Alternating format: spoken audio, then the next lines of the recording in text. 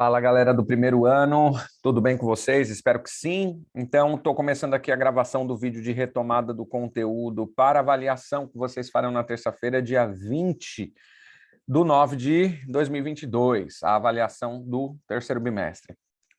Os pontos que vão cair são 4 assuntos: Império Bizantino, Império Árabe, reinos africanos, perdão, e as cruzadas, tá?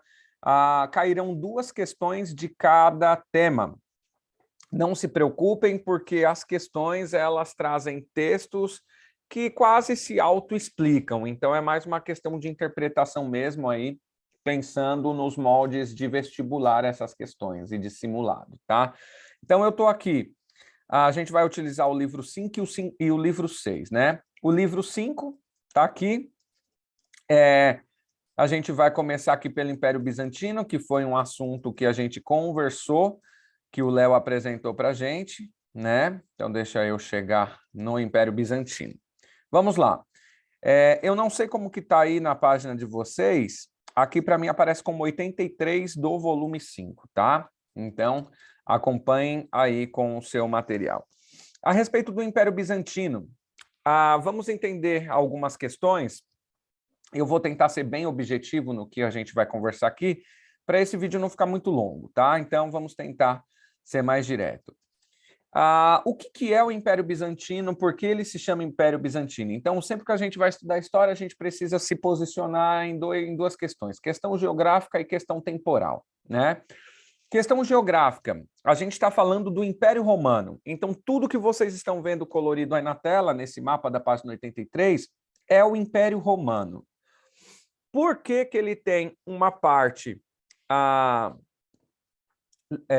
laranja e a outra rosa? O Império Romano ele vai ser muito poderoso no início da Era Cristã, né, anterior à Era Cristã e no início da Era Cristã, e ele vai começar a perder forças no século IV depois de Cristo, nos anos 300.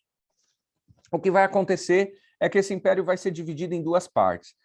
Em Roma vai ficar uma capital, que vai ficar o Império Romano do Ocidente, com a capital em Roma, e no Oriente vai surgir a capital Constantinopla no ano 330, que Constantino, o imperador, vai fundar, e vai ter o Império Romano do Ocidente e do Oriente. Ocidente, capital em Roma; Oriente, capital em Constantinopla. Tudo isso para tentar frear essa crise do Império Romano, mas a gente sabe que isso não deu certo, e no ano 476 depois de Cristo, o Império Romano do Ocidente, que é a capital em Roma, ela é invadida por povos germânicos, ou que a gente chama de povos bárbaros, e aí esse império deixa de existir, sobrando aí o lado oriental, com a capital em Constantinopla, extremamente fortificada. Então, a gente tem aí a localização geográfica e o período aproximadamente, tá? Século V em diante, e ele vai durar cerca de 1000 anos, ele vai até o século XV, tá? A gente precisa destacar algumas questões muito importantes.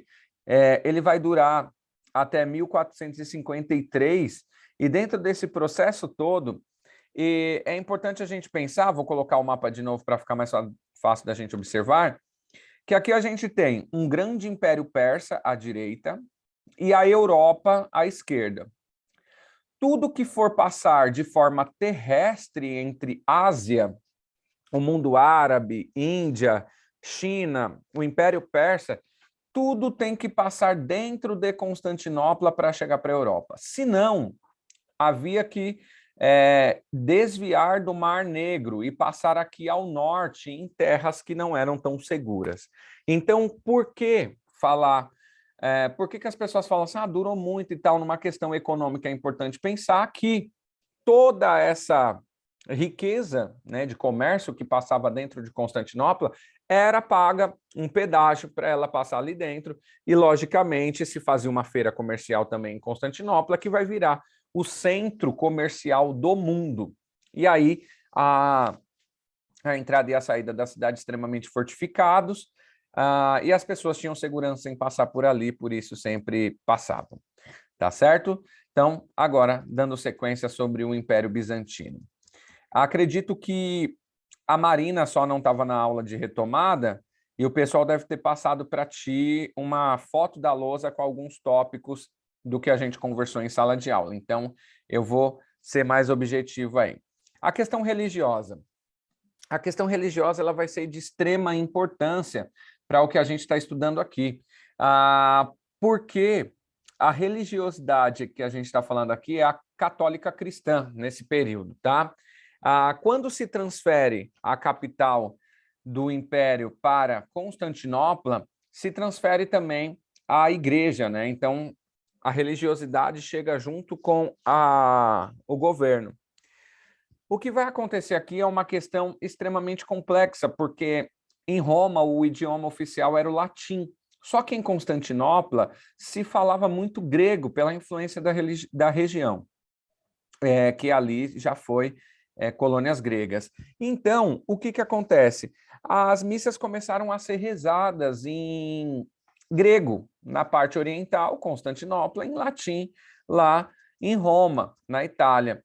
O que acontece é que está aqui em negrito, cisma do Oriente, que vai acontecer no ano 1054, extremamente importante essa divisão da Igreja Católica.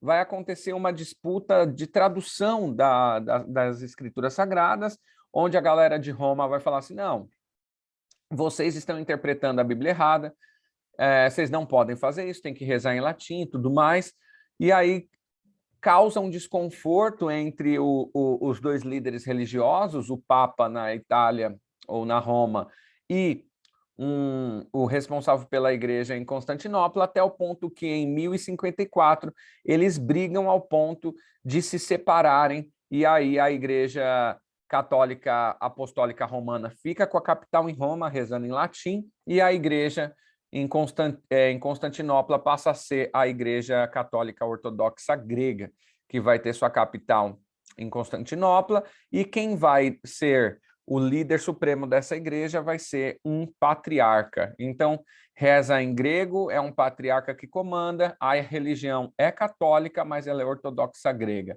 E na Roma fica a que a gente conhece mais aqui no Brasil, que é a Igreja Católica Apostólica Romana, rezando em latim, e tendo como seu chefe político, né, a figura do Papa, beleza? Então, isso que é importante para a gente aqui nesse ponto religioso. A arte e cultura bizantina. É interessante a gente observar as formas de arte bizantina, que ela vai ser muito diferente da arte romana, por causa da influência da região, influência com persas, influência dos gregos, influência que traz do grande Império Romano, né? E aí a gente tem uma nova forma de arte sendo produzida nesse contexto, tá bom? Rapidamente vamos para o Império Árabe, que vai começar aqui, deixa eu ver, página 89, tá? Qualquer dúvida, vocês podem me perguntar na terça-feira de manhã, eu estou no colégio, ou se quiserem me mandar um e-mail, eu respondo vocês também. O Império Árabe. Localização, Península Arábica. Quais são as cidades que vão ser importantes para a gente aqui? Meca e aquela que está aqui no meio, chamada Iatrebe, que vai se transformar em Medina. Nós estamos falando do Oriente Médio, aqui é a Ásia, e a gente está no século VII, no ano 622, a nossa história vai ser colocada, né? O mapa é do século VI, portanto, nos anos 500 e pouco, e aí a gente vai avançar um pouquinho para falar um pouco mais adiante. Maomé. É importante a gente saber que o Império Árabe, ele é um império que o líder político é o líder também religioso. Então a gente chama isso de teocracia, quando o mesmo personagem ele é líder político e ele é líder religioso. A gente aqui tem uma história que eu vou dar uma resumida do que a gente contou lá na sala de aula a respeito de Abraão. A gente voltou lá em Abraão, falou de Sara, falou de Agar, de Ismael, de Isaac.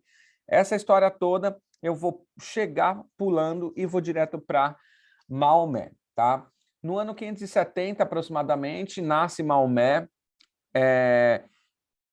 A Arábia tinha uma região que tinha uma parte desértica muito grande, então viviam algumas pessoas no deserto, que é um grupo que a gente vai chamar de beduínos, e nas cidades viviam alguns outros grupos sociais. O que acontece? Maomé, ele vive um tempo entre os Quraixitas, que é o grupo que vivia na cidade, que dos seus pais, mas muito jovem perde seus pais e vai viver com seus avós no deserto. Já com 15 anos de idade, Maomé, ele começa a trabalhar como caravaneiro, que é tipo um guia turístico, recebe os turistas na região e vai apresentando a região. O que esses turistas iam fazer nessa região que hoje é conhecida como Meca? Eles iam por causa do turismo religioso. A região tinha muitos templos bonitos e diversas religiões, então era uma coisa diferente que as pessoas iam visitar, e ainda mais a Caaba, que é uma construção gigantesca, sempre atraiu muitas pessoas. E Maomé sempre teve contato com muitas pessoas, né, de todas as religiões ali da época, com essa ideia de caravaneira, apresentando todas as cidades, e sempre foi muito religioso ou espiritualizado, sempre tirava um tempo para fazer suas preces, meditar, ia para o meio para o meio da natureza, fazer suas meditações. Ali no ano de 622, aproximadamente, ele recebe, né, escuta Alá, que vocês podem interpretar como Deus. Alá fala com ele e tal, e aí isso muda a vida de Maomé. Alá fala a respeito de uma única divindade, né? E também de que ele seria o responsável pela difusão desse conhecimento. E Maomé volta para a cidade falando disso, né? Até que o povo de primeiro acha não dá muito valor e tal, daqui a pouco alguns começam a seguir, e aqueles que não seguem começam a ficar muito bravos, porque como a cidade vivia do turismo religioso, se Maomé conseguisse implantar o que ele estava colocando ali, o povo temia que esse turismo religioso acabasse, né? Perdesse a graça, e aí poderia causar uma crise econômica na região. Então, Maomé persiste até o ponto que em 622, muito ameaçado de morte, ele decide deixar a cidade de Meca. Ele vai para a cidade de Yatreb, que vai se tornar o nome Medina, que significa a cidade do profeta. E nessa região, a gente vai ver que essa fuga, que não é bem uma fuga, é uma retirada para não morrer, mas ele tem o interesse de voltar, e ele vai voltar 10 anos depois, mas esse momento em específico é muito importante, que vai ficar conhecido como a Hégira. A Hégira marca o começo do islamismo e o começo do calendário islâmico. Então, quando ele sai de Meca em direção a Yatreb, que se torna Medina, é nesse ponto que ele vai iniciar o islamismo, e o calendário islâmico também começa nesse período aí. Então, a gente segue aqui. Aqui tem alguns pontos importantes que a gente precisa trazer também.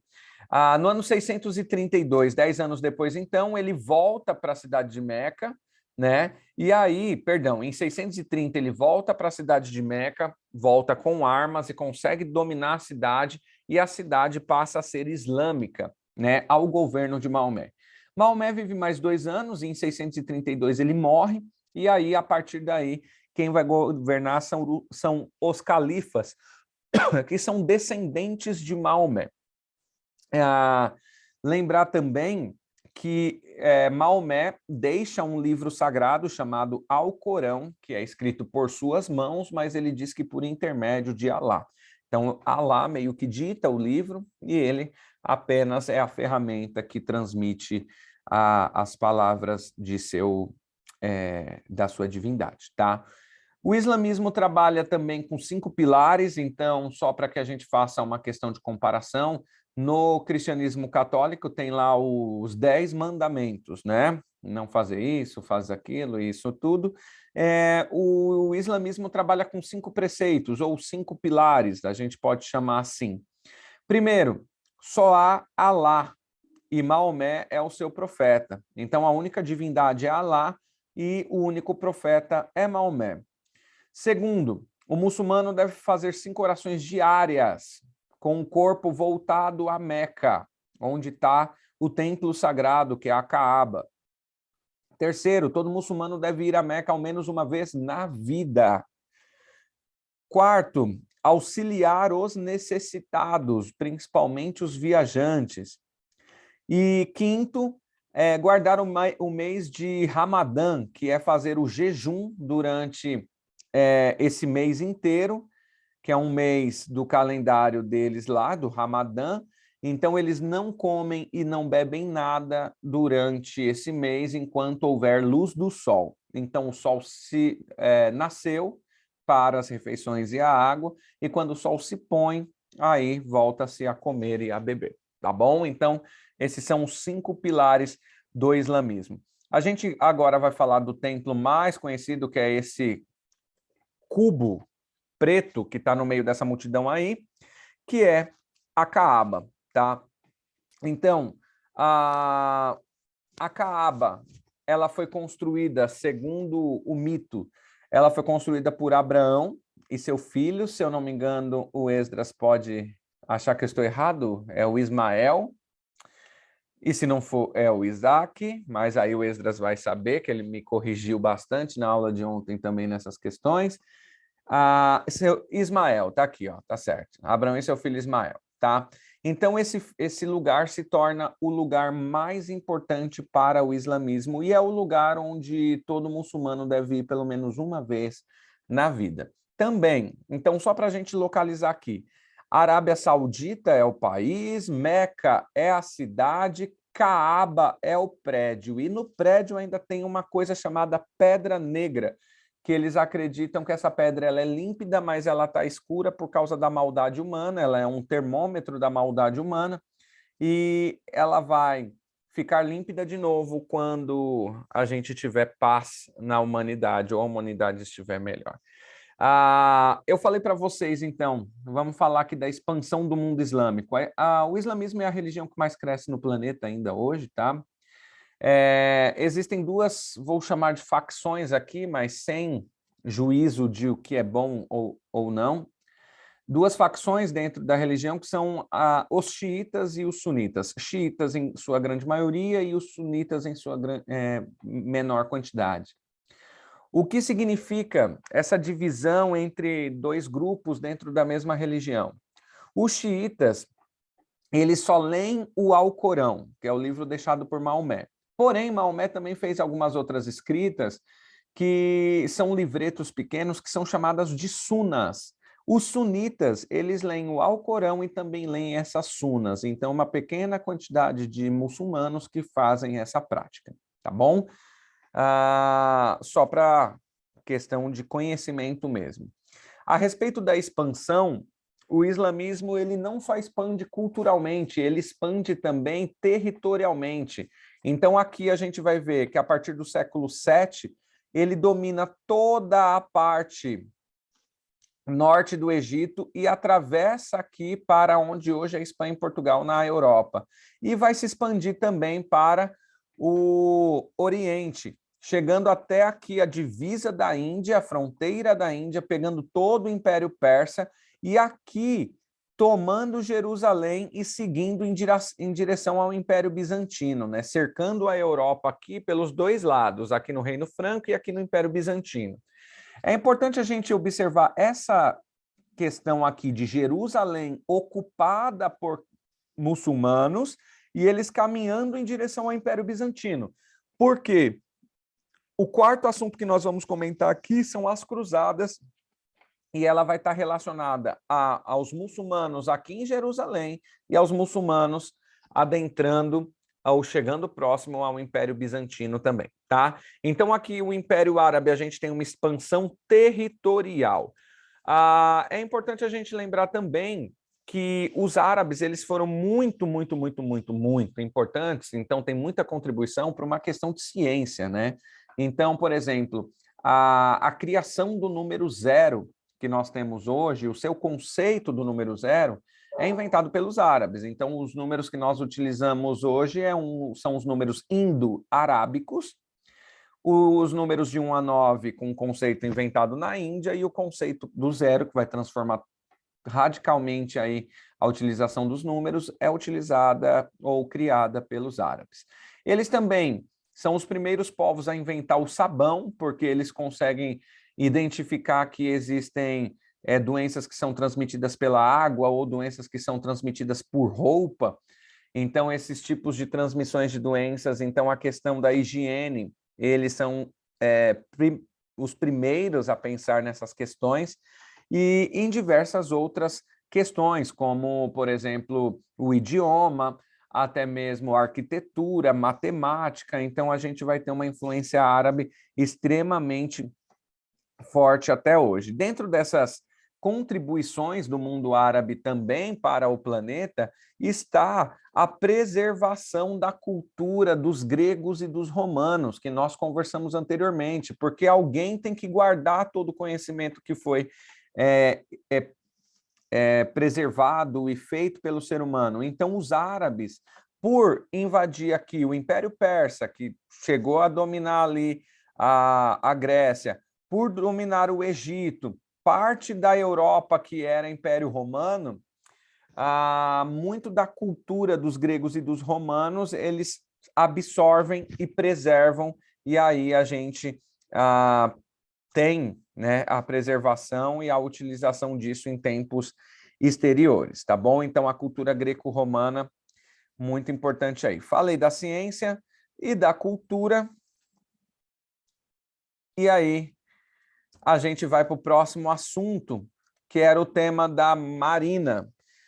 Povos, e culturas africanas, né? Na página 96. O que a gente aqui precisa observar? Primeiro, falar de África é falar de um continente gigante, com atualmente 54 países, mas logicamente que antes da colonização a gente está falando de muito mais de 54 povos, às vezes mais de centenas de povos, e muito rico culturalmente falando também. Isso é de extrema importância, tá, galera? Então, a gente tem o que a gente vai trazer e por que a gente vai trazer?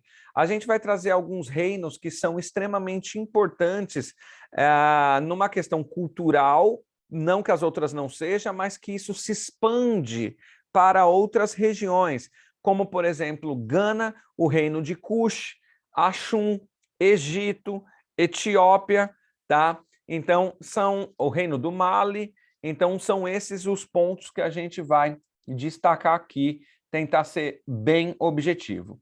A gente viu lá, quando a gente fala de islamismo, que o Islã se espalha, né, invade o norte da África. Então, a África que a gente chama de setentorial, ao norte do deserto do Saara, ela vai ser toda ocupada pelo islamismo e por toda a cultura árabe, tá?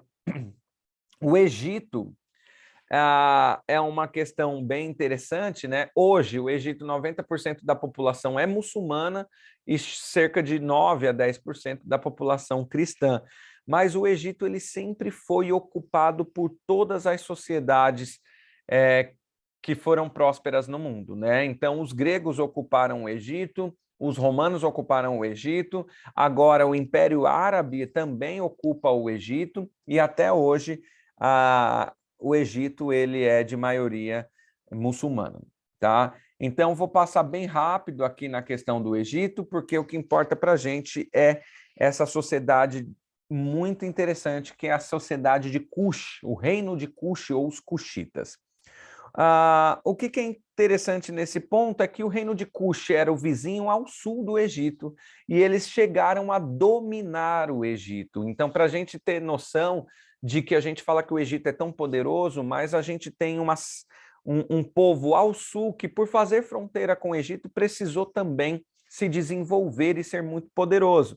Então, dessa forma, o reino de Cush Talvez vocês já tenham escutado falar em Núbia também, que fica nessa mesma região, é a mesma região, ela precisa se desenvolver muito. Então, quando a gente falar assim, que teve época que o Egito tem lá a dinastia dos faraós negros, quando a gente pega essa terminologia em alguma prova, saiba que foi o reino de Cush que estava governando o Egito nesse período. Assim como também tem períodos que o Egito domina o reino de Cush. Então, a gente tem aí uma troca cultural e política muito intensa entre esses dois reinos. O Egito está ao norte do reino de Cush, que aí entre os séculos 8 e 7 a.C., consegue dominar o próprio Egito, tá? E aí a gente vê nas esculturas, na arquitetura, em todo tipo de cultura,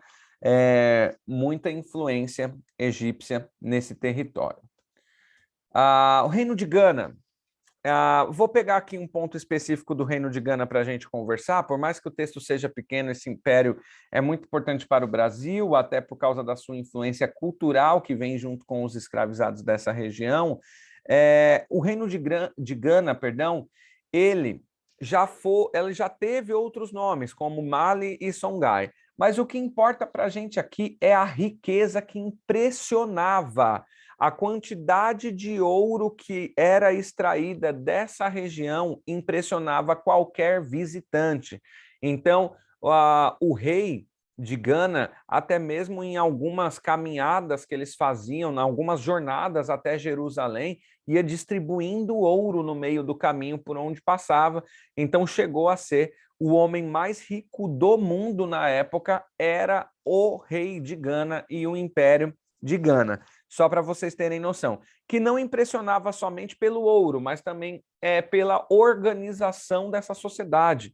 Então, quando a gente fala dos europeus e que sociedades avançadas, quando a gente chega aqui na África, né, especificamente em Gana, no século X, enquanto a Europa está vivendo um feudalismo com dificuldades de alimentação, com técnicas agrícolas ultrapassadíssimas, o Reino de Gana tem uma organização sensacional e é riquíssimo. É o reino mais próspero e rico do período, tá bom? É lógico que isso vai acabar depois com a invasão europeia nesses territórios. Galera, para não confundir vocês, como a gente não viu esse capítulo na aula, eu vou pedir para vocês focarem no reino de Cush e no reino de Gana, beleza? E aí eu sigo adiante aqui, reinos Yorubá, que é muito importante para o Brasil, né? A gente tem aí cerca de 20% do idioma brasileiro com influência Banto e Yorubá, então aqui tem muito dos povos que vieram para o nosso território. E o Reino do Congo, é importante a gente pensar também na influência que tem no nosso território, e não só isso. O Reino do Congo já passou a ser território particular do rei Leopoldo II da Bélgica durante a invasão europeia no território africano, tá? Eu vou pular agora direto para as Cruzadas, livro 6. Vou deixando a dica para vocês aí estudarem a partir das questões do livro de perguntas lá e também aqui dessas atividades, que isso pode ajudar vocês na avaliação. Vamos lá, livro 6, A Baixa Idade Média. Aqui a gente vai falar das cruzadas especificamente. Vou ser bem breve. Em que página que nós estamos? 88, tá? 89, 90, quero falar das cruzadas, especificamente. Tá explicando a Europa. Cadê?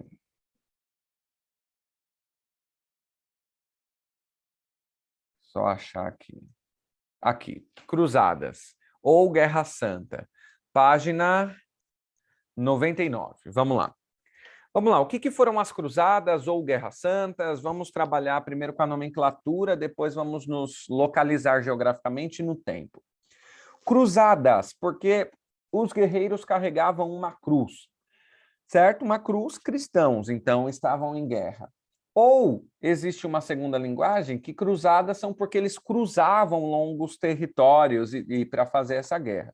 Mas a questão da cruz é quase que certo para a maioria dos historiadores. Guerra Santa, porque nós vamos falar de uma disputa geográfica religiosa, que eles vão utilizar aqui a palavra reconquista, né?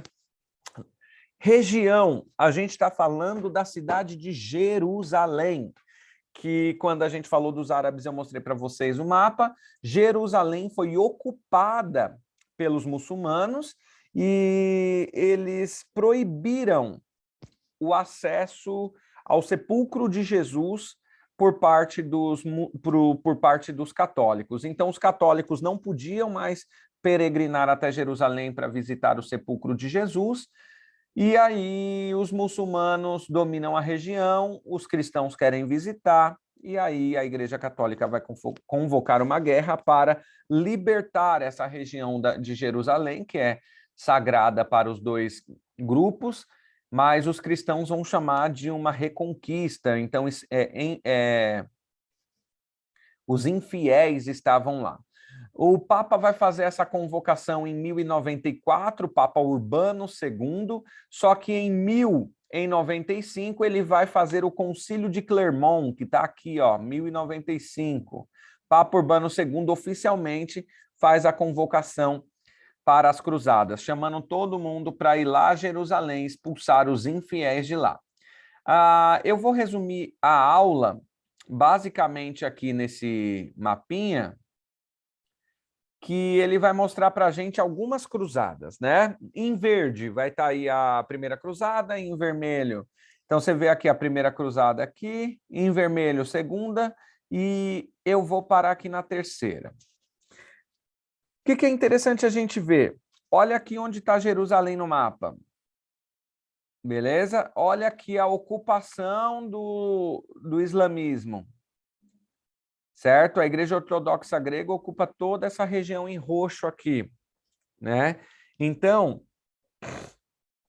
a gente tem aqui a ocupação de Jerusalém. Os cristãos, eles querem partir de Roma e vir até Jerusalém. Então, aqui, ó, saindo de Paris, caminhando tudo, passando dentro de Constantinopla. Então, a Igreja Católica, que havia se separado aqui nessa questão, ela se une para lutar contra os muçulmanos.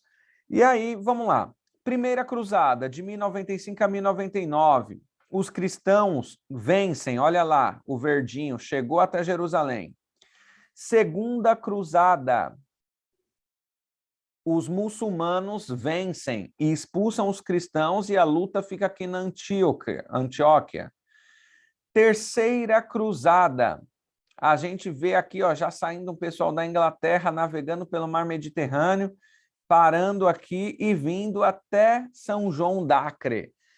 Aqui é feito um acordo, tá, galera? Essa terceira cruzada, ela não tem vencedor. O rei da Inglaterra morre com uma flechada no rosto, e aí é feito um acordo com o líder muçulmano, que é o Saladino.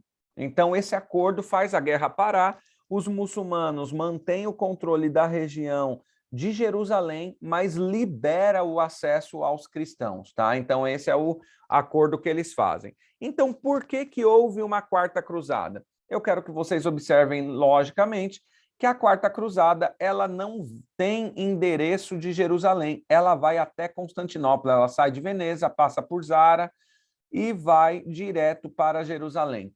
Essa é a cruzada que a gente chama de cruzada comercial. O que estava acontecendo ali é que quando a gente fala sobre o Império Bizantino, a gente precisa saber que eles eram extremamente fortificados e economicamente, comercialmente muito forte. E o que vai acontecer ali? Vai se tornar o polo cultural e comercial daquele mundo deles ali, da Europa. Gênova e Veneza e Zara já vão se desenvolver bastante lá na Europa e querem tomar esse posto de maior economia e de ponto de polo comercial. E aí também é importante o domínio do mar Mediterrâneo. É isso que Veneza, Zara e Gênova vão lá para Constantinopla fazer, destruir a cidade de Constantinopla, e aí já não tem mais nada a ver com Jerusalém, com os muçulmanos, é uma questão mesmo econômica e comercial dessas duas regiões, tá bom? É importante a gente pensar que as cruzadas, elas acontecem entre os séculos 11 e o século 13, né? Começa em 1095 e essa última, que é a quarta nossa aqui, vai até 1204. Existem várias outras cruzadas. Nosso livro trabalha só com 4, então eu vou ficar nessas 4 aqui. É importante pensar por que aconteceram motivo econômico e motivo político, tá? Motivo econômico, tirar o centro de comércio de Constantinopla e transferir para o que é hoje a Itália, né? Gênova, Veneza, Zara. Motivo político, as questões de poderes, de domínio do mar Mediterrâneo, sempre vai estar relacionada essa questão econômica com a questão política, né? Geralmente, o reino mais rico, ele é o reino mais poderoso, que consegue fazer também pressões sobre outros reinos, tá bom? Então, é importante isso.